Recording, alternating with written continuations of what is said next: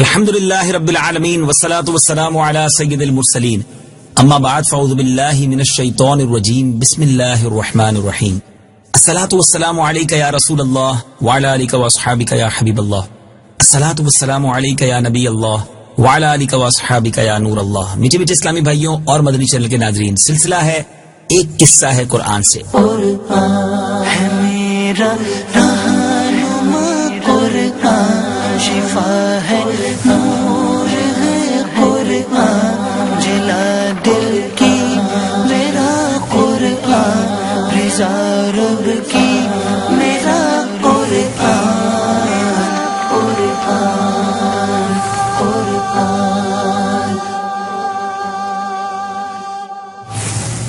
آج کس قصے کو سننا ہے؟ سبحان اللہ، آج ایک ایسی ہستی کے بارے میں سننا ہے جن کے بہت سارے کمالات، جی ہاں، انہوں نے بہت ساری چیزوں کو ایجاد کیا، اور وہ چیزیں ایسی ہیں جو آج بھی ہم استعمال کرتے ہیں۔ قلم سے سب سے پہلے لکھنے والے، کپڑوں کے سینے کی ابتدا کرنے والے، سب سے پہلے سلے ہوئے لباس کو پہننے والے، علوم جو نجوم ہیں اس پر نظر سب سے پہلے فرمانے والے، اور بھی بہت ساری چیزیں کس ہستی نے ایجاد کی ہیں، آج ان کی بات سننی ہے اور قرآن پاک سے سننی ہے۔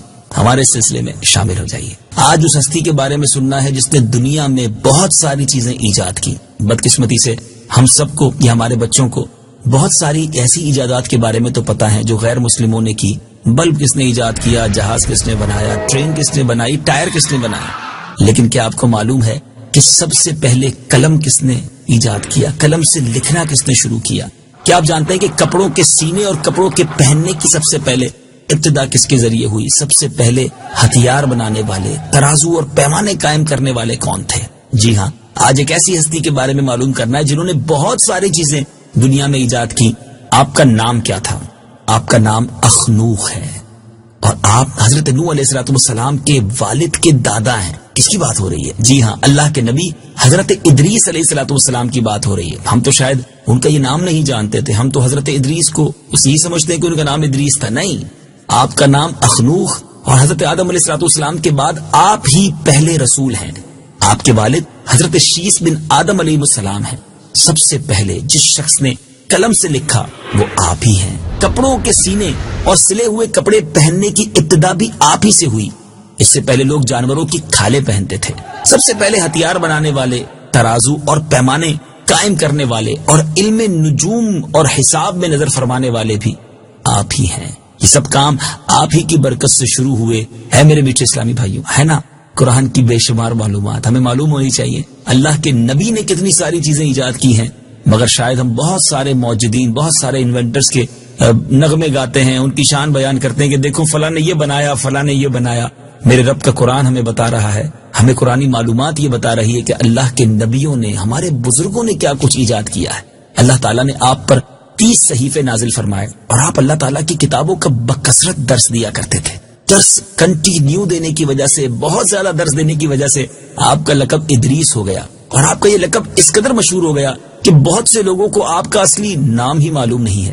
قرآن مجید میں بھی آپ کا نام ادریس ہی ذکر کیا گیا ہے۔ آپ کو اللہ تبارک و تعالیٰ نے آسمانوں پر اٹھا لیا ہے، اور بخاری اور مسلم کی حدیث میں بڑا شاندار آپ کا واقعہ موجود ہے کہ نبی پاک علیہ السلام نے شب معراج حضرت ادریس علیہ السلام کو چوتھے آسمان پر دیکھا۔ حضرت کعب الاحبار رضی اللہ تعالیٰ عنہ سے مروی ہے کہ حضرت ادریس علیہ السلام نے ملک الموت سے فرمایا کہ موت کا میں مزہ چکھنا چاہتا ہوں، کیسا ہوتا ہے؟ تم میری روح قبض کر کے دکھاؤ۔ ملک الموت نے اس حکم کی تعمیل کی اور روح قبض کر کے آپ کی طرف لوٹا دی، اور آپ زندہ ہو گئے۔ پھر آپ نے فرمایا کہ اب مجھے جہنم دکھاؤ تاکہ خوف الہی زیادہ ہو۔ چنانچہ یہ بھی کیا گیا کہ جہنم کو دیکھ کر آپ نے داروغہ جہنم سے فرمایا کہ دروازہ کھولو، میں دروازے سے گزرنا چاہتا ہوں۔ چنانچہ ایسے ہی کیا گیا، اور آپ اس پر سے گزرے۔ پھر آپ نے ملک الموت سے فرمایا مجھے جنت دکھاؤ، اور آپ کو جنت میں لے گئے۔ آپ دروازوں کو کھلوا کر جنت میں داخل ہو گئے۔ تھوڑی دیر انتظار کے بعد ملک الموت نے کہا کہ اب آپ اپنے مقام پر تشریف لے چلیے۔ تو آپ نے فرمایا کہ اب میں یہاں سے کہیں نہیں جاؤں گا، کیونکہ اللہ تبارک و تعالیٰ نے ارشاد فرمایا کل نفس ذائقۃ الموت، موت کا مزہ تو میں چکھ چکا ہوں، ہر زیرو نے موت کا مزہ چکھنا ہے، وہ تو میں نے چکھ لیا۔ اور اللہ تعالیٰ نے یہ بھی فرمایا وَإِن مِّنكُمْ إِلَّا وَارِدُوهَا، کہ ہر شخص کو جہنم پر گزرنا ہے، تو میں گزر چکا، اور اب میں جنت میں پہنچ گیا ہوں۔ اور جنت میں پہنچنے والوں کے لیے خداوند قدوس نے یہ فرمایا ہے کہ وَمَا هُم مِّنْهَا بِمُخْرَجِينَ، کہ جنت میں داخل ہونے والے جنت سے نہیں نکالے جائیں گے، اب مجھے جنت سے چلنے کو کیوں کہتے ہو؟ اللہ تبارک و تعالیٰ نے حضرت ملک الموت کو وحی بھیجی کہ ادریس علیہ السلام نے جو کچھ کیا میرے اذن یعنی میری اجازت سے کیا، اور وہ میرے ہی اذن سے جنت میں داخل ہوئے ہیں، لہٰذا تم انہیں چھوڑ دو، وہ جنت ہی میں رہیں گے۔ چنانچہ حضرت ادریس علیہ السلام آسمانوں کے اوپر جنت میں ہیں اور زندہ ہیں۔ ویسے تو تمام انبیاء زندہ ہیں، مگر آپ کی حیات طیبہ، ظاہری حیات طیبہ کے ساتھ آپ موجود ہیں۔ حضرت ادریس علیہ السلام کے آسمانوں پر اٹھائے جانے اور ان کو ملنے والی نعمتوں کا مختصر اور اجمالی تذکرہ قرآن مجید کی سورہ مریم میں موجود ہے۔ آئیے قرآن پاک کی ان مبارک آیتوں کی تلاوت سنیے اور اپنے دلوں کو فیضان قرآن سے منور کیجیے۔ وَاذْكُرْ فِي الْكِتَابِ إِدْرِيسَ إِنَّهُ كَانَ صِدِّيقًا نَبِيًّا۔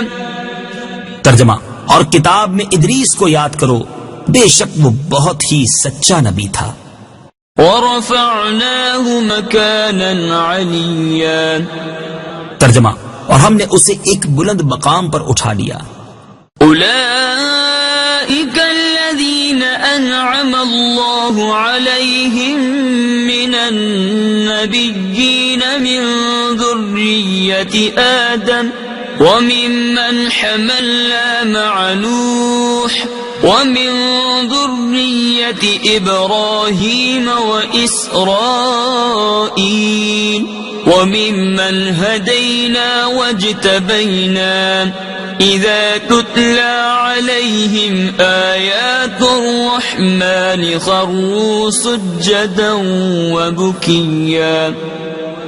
ترجمہ، یہ وہ انبیاء ہیں جن پر اللہ نے احسان کیا، جو آدم کی اولاد میں سے ہیں اور ان لوگوں میں سے ہیں جنہیں ہم نے نوح کے ساتھ سوار کیا تھا، اور ابراہیم اور یعقوب کی اولاد میں سے ہیں اور ان لوگوں میں سے ہیں جنہیں ہم نے ہدایت دی اور چن لیا۔ جب ان کے سامنے رحمان کی آیات کی تلاوت کی جاتی ہیں تو یہ سجدہ کرتے ہوئے اور روتے ہوئے گر پڑتے ہیں۔ سبحان اللہ۔ اسے سیکھنے کو کیا ملا؟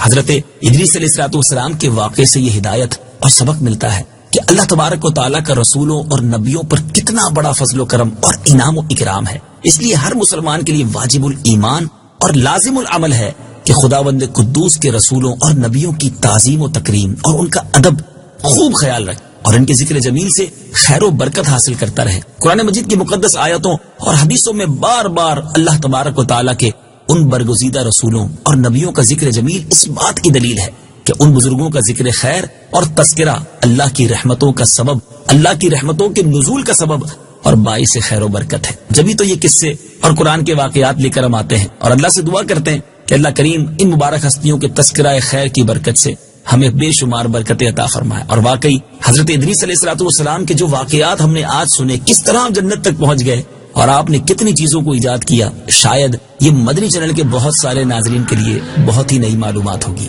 میٹھے اسلامی بھائیوں، آپ نے دیکھا اللہ تبارک و تعالیٰ نے اپنے نبیوں کو کیسے کیسے کمالات سے نوازا ہے۔ یہ بھی قرآن کی خوبی ہے کہ قرآن پڑھتے جائیں تو انبیاء، اولیاء، صحابہ، اللہ والوں کی محبت جو ہے دل میں مزید گھر کر جاتی ہے۔ اللہ تبارک و تعالیٰ سے دعا ہے کہ رب کریم اپنے پسندیدہ بندوں سے ہمیں سچی محبت عطا فرمائے۔ مدنی چینل دیکھتے رہیے، انشاءاللہ اسی طرح قرآن پاک کے قصے لے کر حاضر ہوتے رہیں گے۔ اللہ کریم میرے اور آپ کے ہم سب کے دلوں کو فیضان قرآن سے منور فرمائے۔ صلو علی الحبیب صلی اللہ تعالی علی محمد صلی اللہ علیہ وسلم۔